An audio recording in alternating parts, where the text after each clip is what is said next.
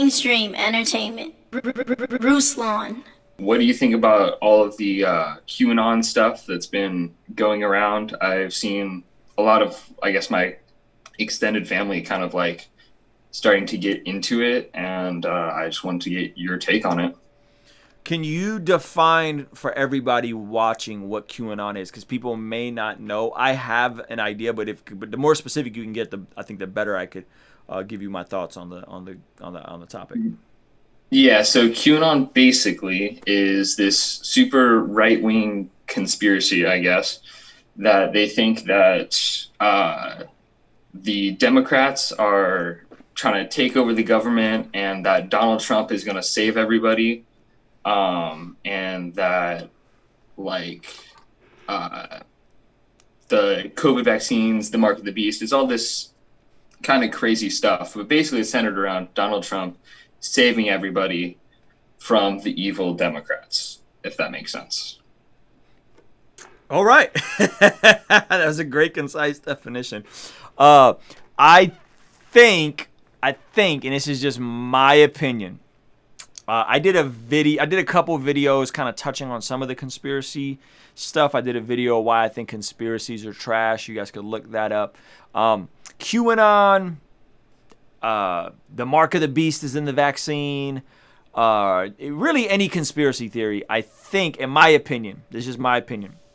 If you look at it, there's two ways you can look at it. One, there's a purely psychological way. If you look at the psychological explanation, they say people who, when your brain defaults to conspiracy theories, what it's really doing is it's trying to make profound sense out of something that just may be a simple solution, right? Or excuse me, a simple like premise. So, sometimes diseases come and it's whack. And this happened 100 years ago. There's been other outbreaks. This stuff happens, right? But our brains can't process that the entire world economy shuts down for 9 months to accommodate this. So then we start thinking this has to be the mark of the beast. This has to be this. This has to be that. So that's like the psychological explanation. You guys should dig deep into just the psychological nature of people who default. And what you do is then it goes from like, I can't make sense of how crazy this is, to now everything becomes not what it appears to be. And obviously that's problematic, because then you go down a slippery slope and people become flat earthers, and right, and it's from a time consumption standpoint, it really consumes your time. It's really wild. So there's that side of things, right? There's also a degree of pride where you feel like you get some information that starts to make sense. And by the way, I'm not saying that all conspiracy theories are wrong, right? Like Alex Jones has been right a number of times. And if you guys want to see, go look at his Joe Rogan interview where he talks about some things that he got right. So there are times where some of that stuff is correct. So there's stuff in there that is true. So I'm not rejecting every single conspiracy. What I'm saying is there becomes a level of pride attached to it, where people feel like they have a special insight, they have a special revelation, they have a special knowledge that everybody else doesn't have, and they're on the in crowd and everybody else is on the out crowd, right? And it's the otherizing, right? It's us versus them. It's my in group, your out group. There's that. And then the third thing is that when people feel disenfranchised, when people feel abused, when people feel not heard, which is, if we're going to be honest, a lot of Trump supporters feel that way. A lot of Trump supporters feel dismissed by mainstream media. A lot of Trump supporters feel completely detached from just where the country seems to be going in terms of the coastal bigger cities. So you take those 3 degrees, you got a pandemic, a world pandemic. This has never happened before. Like, we're living through it, but like, this is wild to think about. The entire world economy shuts down, right? And churches are shut down, gyms are shut. This is unprecedented, right? You got that side. Then you have a natural curiosity that we all have, where we all kind of want to be Sherlock Holmes and we all want to be detectives, and right.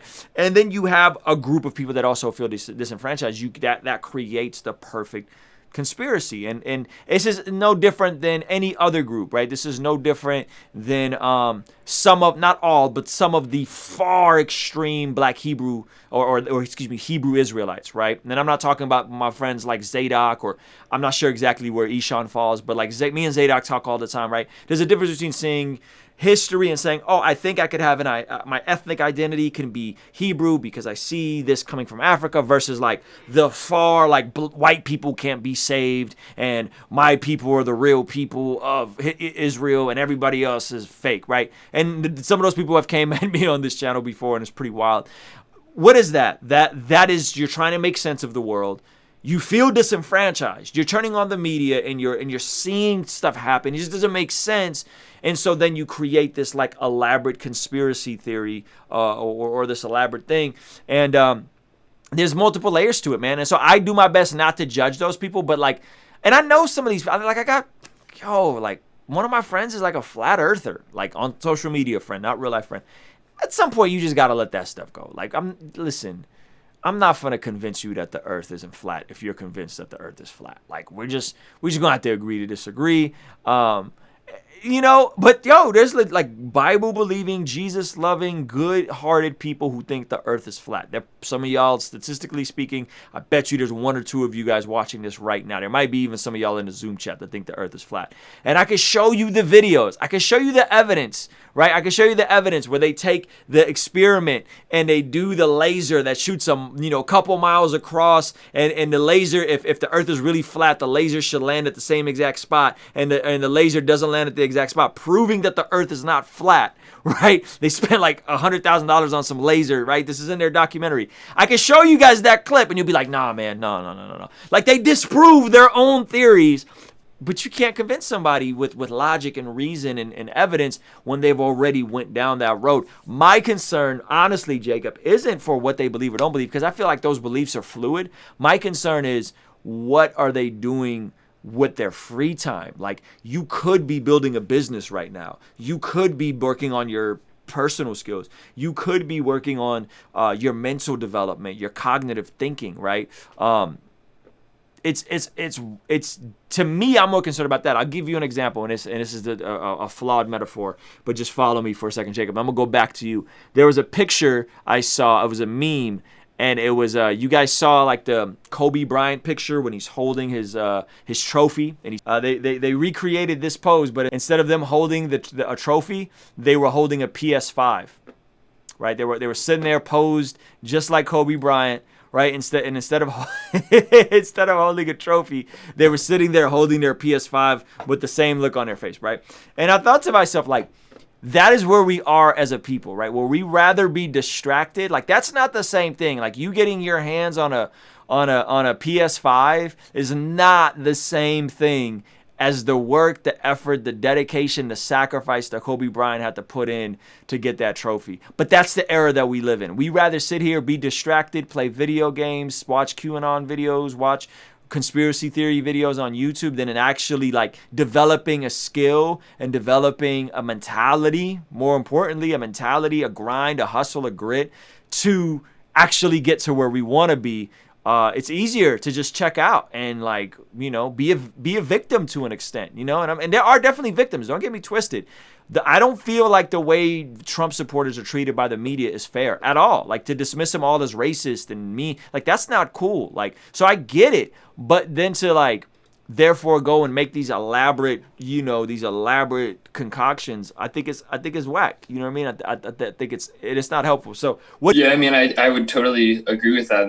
They're searching out these special things, these special revelations, like you said, right? And it's hard to talk to them, right? Because like there is no reason to what, like, as soon as they have these things in, like, these thoughts in their heads or whatever, like there's no telling them differently, right? And that's what, like, I've been struggling with. Like, so you try to talk to them and it's like you immediately like just they shut it down and you're like, oh, go watch this video, go research it yourself. And it's like, well, and you go back to them and you provide proof that it's not it, and then it's like they shut down and they don't, like, they completely shut you down and won't talk to you, right? And it's how do you, I guess, reason with these people? And I don't even know if you can. That's just what I'm struggling with, I guess. 2 Timothy 2:23. 3. Paul is writing Timothy, and he says, have nothing to do with foolish, ignorant controversies. You know that they breed quarrels, right? So there's certain conversations that if it's going to breed a quarrel, you just gotta keep it pushing. Let me see if I can find a different translation. NIV. Don't have anything to do with foolish and stupid arguments because they produce quarrels. Honestly, for me, man, I just like, all right, well, hey, you think the earth is flat, boss? Cool. Keep it pushing, right? So some people, and so I'll just avoid the conversation. If it's really bad, then I might even have to avoid the person, right? I might even have to avoid the person, and that's a bummer, right? You don't want to have to avoid people, but sometimes you do. Sometimes you do have to do that. So that's my disdain for that whole controversy thing, like people talking about the vaccine, the mark of the beast. Number one, it's a misunderstanding of the mark of the beast or any of that stuff. You would have to willingly denounce Christ. Like that's where people keep getting it wrong. It's not like you're going to get to heaven and like you accepted the gospel, but then he's like, oh, but the one time you got the vaccine, and then you're like, he's like, I'm sorry. You thought you got in, but they tricked you. Yep. Like that's not going to happen. Yep. Like, that's such. It's a misunderstanding of salvation, is it not? It's completely not understanding what salvation is. And it's a huge slap in the face to the sovereignty of God too. Like, what? Like I think you hit on that a while back. Like, man, how powerful is my God that like he can't? Oh, you were talking about that with Marcus Rogers. Mm-hmm. Like, just like how strong the power is of God that like he can protect. And then also like, it's an idolatry of America where we keep putting America in the Bible where it's not in the Bible. We're like saying like, oh, Donald Trump is King Cyrus. No, you know who King Cyrus is in the Bible? King Cyrus. King Cyrus. Like, he's King Cyrus, right? Like, you know who David is in the Bible? He's David. Like, we keep trying to, like, put people like, oh, America's like Rome. Like, no, like, Rome is Rome in the Bible. Like, it's not, you can't keep trying to put America in the Bible. Yeah. And, like, the John Hagees of the world where it's like, oh, like, we're going to nail down this. Like, why does it matter? Like, what if the conspiracies are true? Okay, what if it is rigged? What if the Democrats rigged it? Okay, what if man made COVID so that we can do that? What does that even matter? Like, if we still do the things that we're doing, if we still preach the gospel, like, it shouldn't really change much of how we do. And like your point was the greatest. Like, it's a distraction.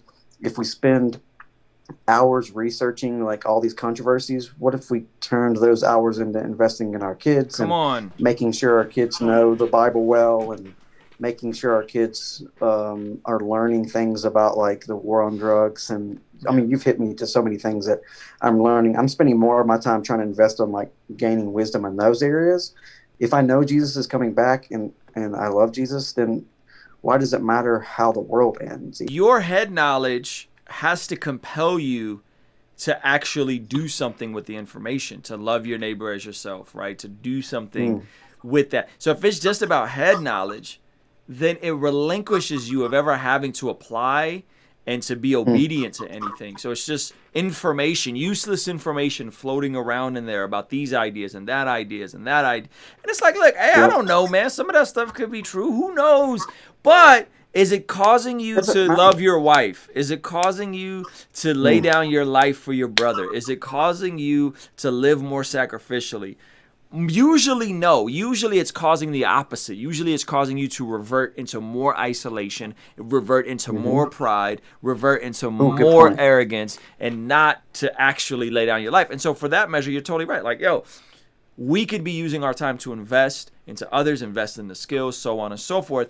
Great resource on all things end times. And again, I came to faith around 2011, around 9/11. I did a whole record mixtape called Beginning of the End. My first little record label was called Rap Sure Records. Not Rapture, Rap Sure Records. So this is like the stuff I was really into when I was young in the faith, like all of this stuff, right? And so I say all that to say, a great resource, Bible Project. apocalyptic. Yeah, that's a good Their one. talk on the apocalyptic and the end of days is really good, and they just break it down very simply. They break it down very personally, and they break down the different views of scripture that I think at the very least you guys should all look into. Those of you guys that are really into this stuff, go and actually look at it from some well-studied scholars who love God, been studying the Bible a long time, and aren't just kind of winging it. You know what I mean? Like going for, and especially guys that aren't causing you to do anything. Fear is a hell of a motivator. And I mean hell intentionally. Like fear is a stronger motivator than love and repentance.